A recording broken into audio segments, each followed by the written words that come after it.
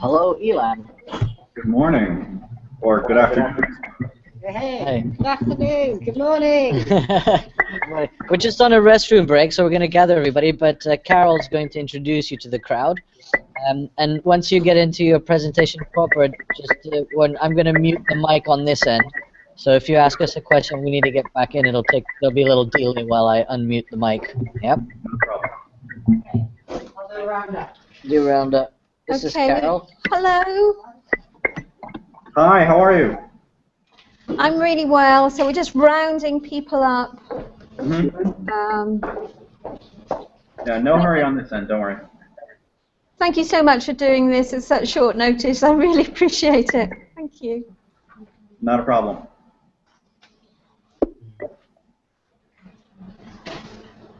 Everybody wave to Atlanta. Hello, Atlanta. They're alive. So I think it's 9:30 in the morning in Atlanta. It is, and yet it's still over 90 degrees. Over 90 degrees. Yeah, so it's quite warm. Yeah. We kind of lost your voice kind of dropped out a little bit there. I don't know if you moved away from the mic. But, Okay. Yeah. Any better? Yeah, perfect. Okay. The rest of the gang coming in now. Great. I'm just going to introduce you just briefly. Sure. So we're going to have a conversation now with Elan Buchen. He's the project coordinator for the amazing project that is Art on the Atlanta Beltline. Art on the Atlanta Beltline is the City of Atlanta's largest temporary public art exhibition, and it's really a testament to the Beltline as a living, breathing entity. And this is the expression that they use, which I think is great, that it's more than just trees, trails, and rails. So they work with and showcase hundreds of visual artists, performers, and musicians along the 9 miles of the Atlanta Beltline corridor, and over to Elan. I hope I'm pronouncing your name correctly, Elan. No worries. With a name like that, you used to it. To talk us through the program. Over to you. Absolutely. Thank you. Good afternoon, everyone, again. So in the first few moments, I'll talk about what is the Atlanta Beltline, what the challenge was before us, and then ultimately get into the project itself and talk about some details.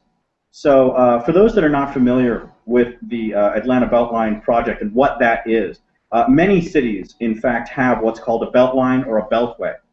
You consider what the freeway system is, or what large infrastructure such as that was created to alleviate congestion. Well, historically, the railroads did the same thing. They placed a ring around each city in order to alleviate train congestion downtown. As the freeway system, as roads became more popular, this became a derelict space. This became abandoned. And very often in this area, it was strewn with invasive plant species, almost impassable, barbed wire, kudzu, vines, things of this nature. It was then conceived to repurpose this space, to reclaim it, as it passes through 45 different neighborhoods around the city. This 22-mile loop would then become multi-use trail, meaning for pedestrians, biking, and so forth, as well as light rail transit. So you think of an on-street streetcar.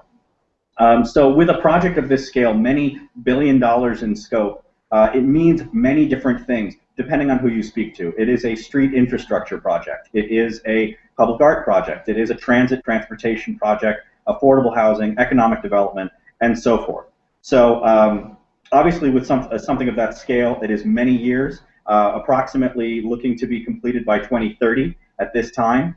And the question becomes, as construction goes on, how do you encourage people to reclaim this space, to see it as their public thoroughfare? How do you tell businesses and help them turn around to face the Beltline?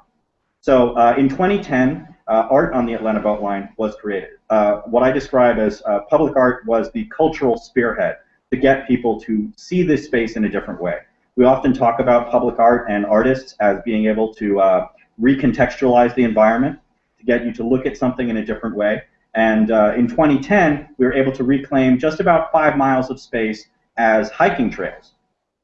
So the rail was removed, taken back by the railroad companies. The railroad ties were piled, and it was still very rough in its form. But just to get people to take notice of it in a different way, it was putting in public art. So in 2010, it was launched. We had just around 30 visual pieces, just around 10 performing pieces across the summer period.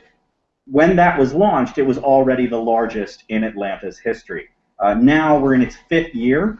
We've increased the project size. We're going to have just under 100 projects total, more than 60 visual works. That includes mosaics, murals, sculptural work, ephemeral works, meaning kind of Andy Goldsworthy-inspired natural or pieces meant to dissolve and subsume back into the environment. And then also more than 30 performing works across more than 50 performing events over a period of about 3 months in the fall. So something of this scale, we talk about the stimulus of public art. We talk about what that public art does. It is not a public art project meant to smack you over the head with a 25-foot tall sculptural work that exists as purely a landmark for people to then establish and wayfinding.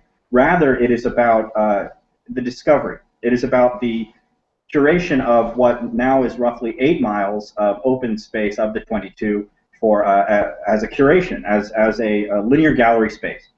And so being that you're looking at putting in 60+ works over 8 miles, it becomes very daunting to try and curate everything together and have a single flow. So we also talk about measures of success. One of the points that I wanted to talk about that I was asked of was what's successful, what difficulties did you have over the years? We measure success, I think, in 3 different ways. You look at the impact in terms of the community. That's your audience. That's the most easy direction to look at. What kind of participation are you having at your performing events? What impacts are you seeing on the abutting neighborhoods and buy-in? One area to easily measure on that is what we launch every year with a lantern parade. We started that in 2010. We had just under 500 people participate in a lantern parade, and it was a walk through the exhibit. In the subsequent years, it has grown. To give you an idea of just the exponential growth of this, 2012, we had about 1,200 people show up with lanterns that they made themselves to walk through the exhibit.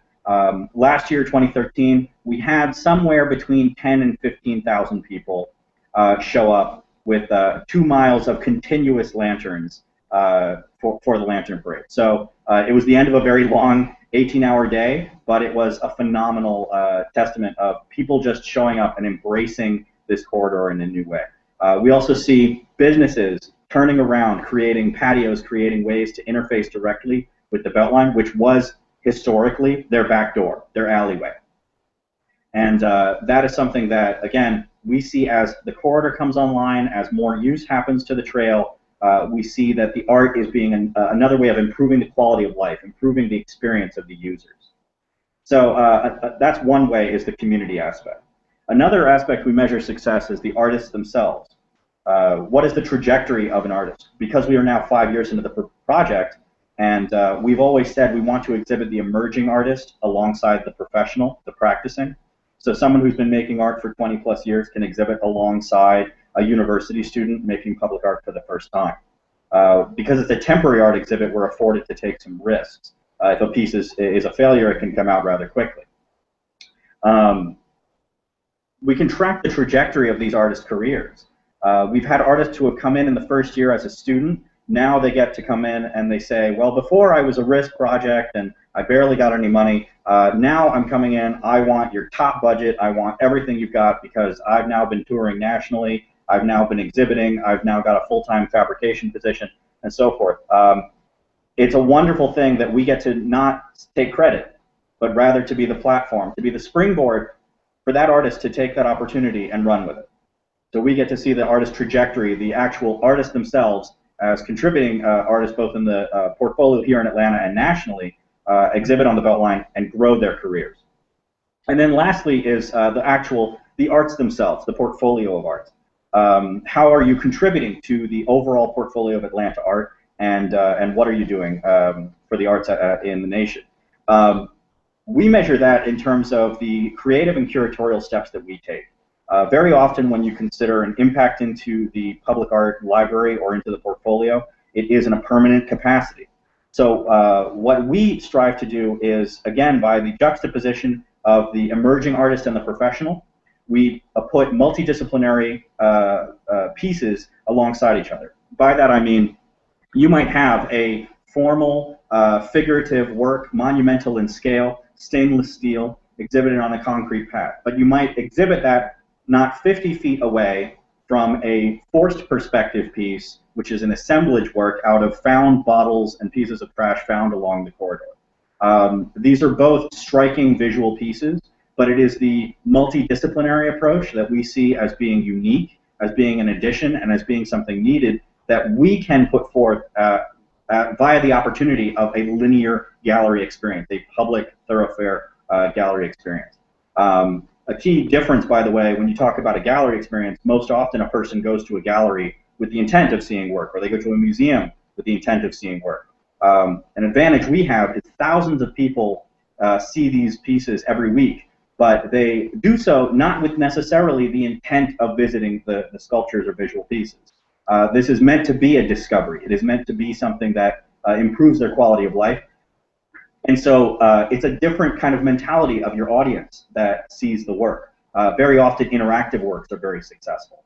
Works that both either use interactivity in the sense of technology, like sensors, sound sculpture, and so forth, but also in terms of direct interaction. So there are a number of works that encourage their users to write on them, to give stories, to add pieces to, or even just there are sculptural works about the taking and redistribution of a piece. So for example, one piece we have going in as part of this year are 100 2-inch gnomes that will be scattered and installed at various places and in rocks and little nooks and crannies. And people are encouraged to take one of them, and then there are instructions on the back of each gnome to take photographs with them and post them on this one website. And so it's about actually building a small community of, I don't really know a term for them other than to say gnome thieves, but it's, again, another way of getting your audience to interact in a different way.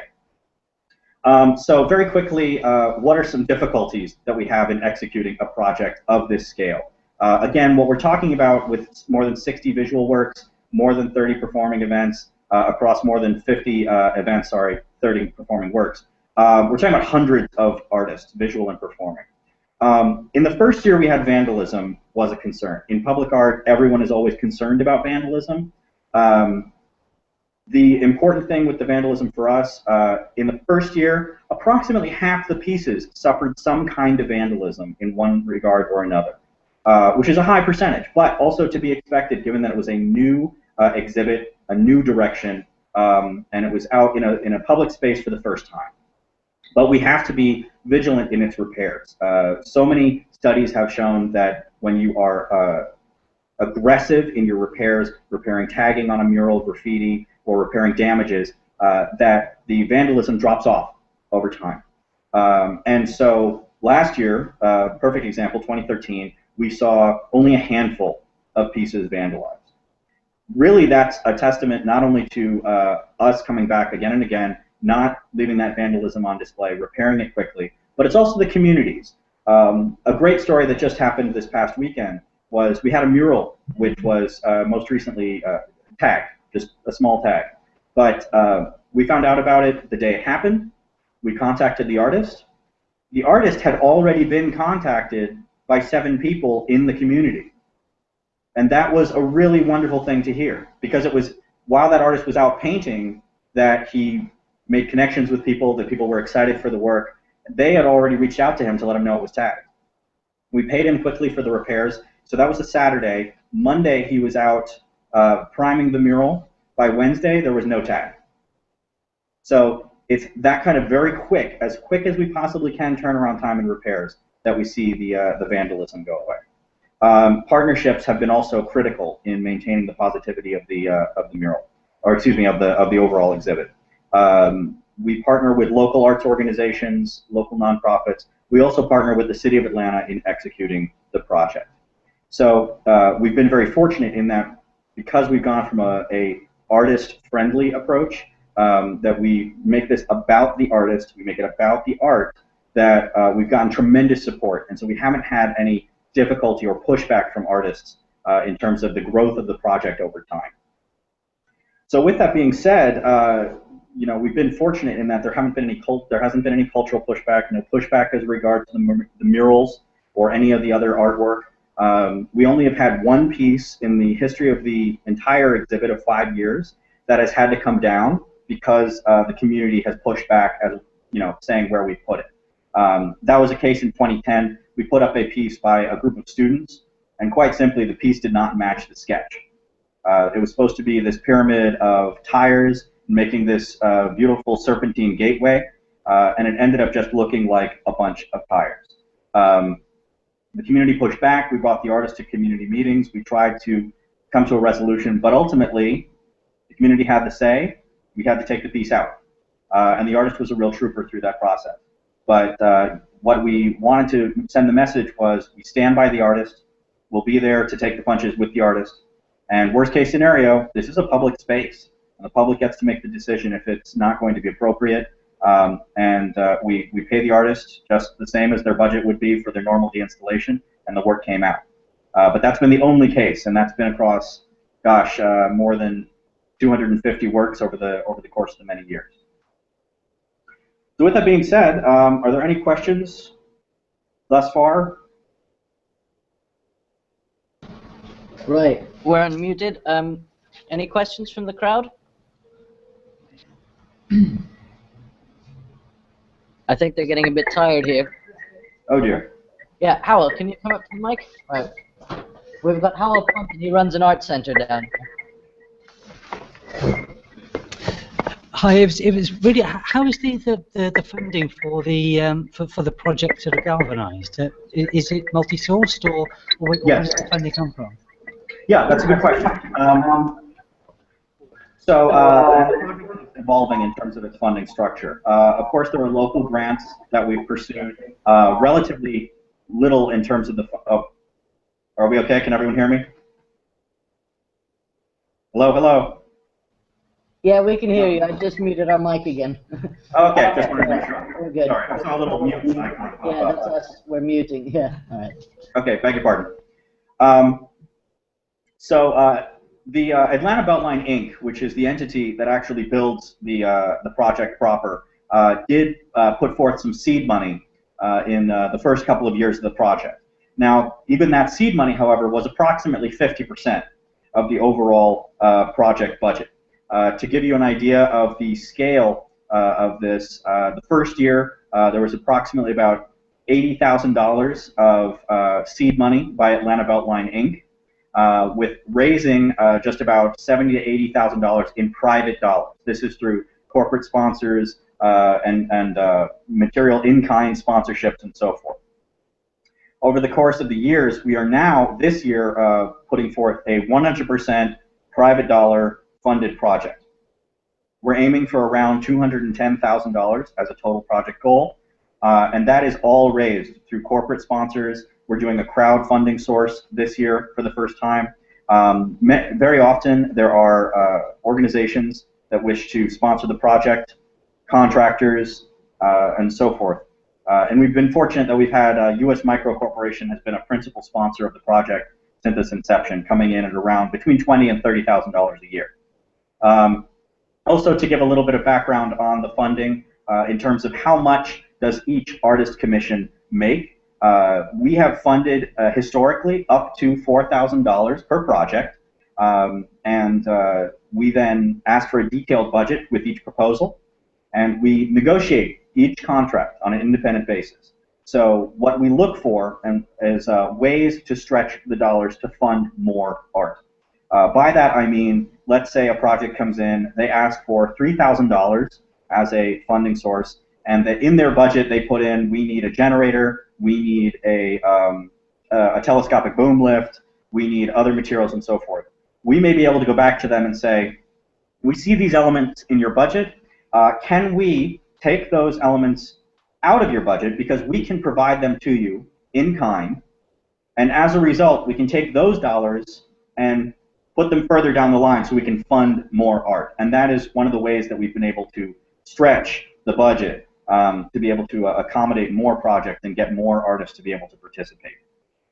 So this year we've been able to fund up to $6,000 a project, and again, we've been negotiating on individual basis to try and produce as many projects as possible. Awesome. Have we got any more questions from the crowd? Has he got any pictures of this art? Have you got any pictures, Ellen? Yeah. Let's see if I've got any pictures with me now. I've got on our website, art.beltline.org, we actually keep an archive of all of the exhibited work. I didn't put together a PowerPoint for this morning. Just it was a late notice thing. But let's see if I've got. I don't know if the camera's going well here.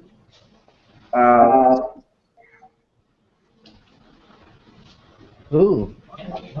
So this is a kinetic sculptural work by Will Eccleston called Uniman, asking users to bicycle along, and as they bicycle, the figure moves. We had a step team competition that ran on a stage. We have large-scale kinetic sculptural work. This was several works together. This was a concert series and a sculptural stage built by an artist. There is a time lapse of the actual lantern parade that I talked about. Oh, wow. Let's see. A branch sculpture, Andy Goldsworthy, inspired by a student at Georgia State University. African dance class going on in one of our developed parks. Some yarn bombing. I don't know, is everyone familiar with yarn bombing? Yes. Yeah. Yeah. Okay. So some yarn bombing. They knit sweaters for 42 trees in a forest on the West Side Trail. Some fire twirling and a fire sculpture exhibited in one of the parks for a performing event. Large-scale abstraction wood sculpture as a gateway element in the trails. So we've really got a wide variety of disciplines that exhibit both in the visual and performing. This year, to give you a teaser as to what we expect to see, we have murals, we have interactive work, we have a lot of electronic partnering with the universities, Georgia Tech, Emory University. Bench structures. We've really got more work than I can count. Cool. I've got another question for you here. Hello, hi, I'm Richie Turner here. Hello, I'm just very interested in the order in which you did things, in as much as, did you put key public art in first, and that brought the people to the space that then developed, they started to use the spaces more, and then put more events and more public art in? Was it what was the order that you did things in? Because as far as I understand, the spaces that you're working in now were not spaces that people used before. Correct. This is part of a very large-scale campaign to reclaim the space, grassroots. So to say, I wish it could be as simple as a sequential order where the art went in, and then we would see an increase in traffic, and therefore we would put in more art. But really, it was simultaneous. So we put in the art with the intent of creating a discovery experience that we would convince people to move, to walk, to experience this space. And so a person would go out and see a piece of artwork and say, wait, is there more of this? Then they would walk to see another piece of art, and before they know it, they walk 2 miles. And so even in a temporary exhibit, which is only up for a couple of months. The first year was up for about 4 months. Now we're down to around 3 months in its exhibition. And then, of course, there are pieces that stay on year to year. That by causing them to experience the art, experience the space differently, they then can see that space as how they commute, how they maybe go on. We do have pub crawls, we have wine strolls, there's people that use it to connect restaurants.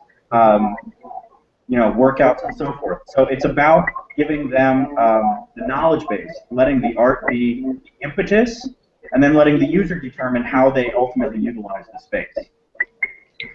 So in terms of quality, it's just not reactionary. Yeah. But I'm sorry, you were going to say. Sorry, just one follow-up. In terms of the first pieces of work... Last question, we're running out of time. The first person... I'm chairing the expert, so we're okay. The first pieces of work you put in, were they site-specific in terms of related to Atlanta, to the community, various communities around where the Beltline was, or was it a completely free, creative ideas? It's both. So we did get artists who came out and said, this is my site, this is where I want to put this work, it is site-specific and so forth. We make all of the art citing collaborative. So we work with the artists, so coming to a resolution is the best site for a work. Sometimes it's site-specific to post, and we might say, well, that's great, but that site isn't going to work because of construction, because of environment, it would be environmentally deleterious to the site. We may then propose to them and say, here are a handful of other sites, let's do a site visit and talk about what's going to work best. So by the time the piece comes to fruition, it looks like a site-specific work. But it was because working with the artist and not just assigning them a location works best for the piece. Also, in terms of the local quality, we do have an overwhelming majority of local artists, but we also get artists from Massachusetts, Seattle, Washington, all across the nation and the world. And it's just kind of bring them in, orient them to the space. We know that the piece will always change and develop a little bit over time. And we just want to be there and say, look, our job is to facilitate what you're doing, to get out of the way as much as possible, let you do what you do on the art. That way, when the piece finally is developed, they can take full credit for the work, we get to be the arbiter, and ultimately, as you had mentioned, it's a site-specific example in the ultimate execution. Thank you. All right. So we, well, thank you so much for talking us through what is quite an extraordinary project and for putting such a great talk together at such short notice. We're really excited on this end here in Wales about what you've achieved over the last few years in Atlanta. There's a similar space, I suppose, not a rail line, but a canal in Torvine, and some of those ideas are, I think, anyway, quite inspirational about the opportunities and what could happen here. So thank you so much for joining us. Thank you for having me, and check art.beltline.org.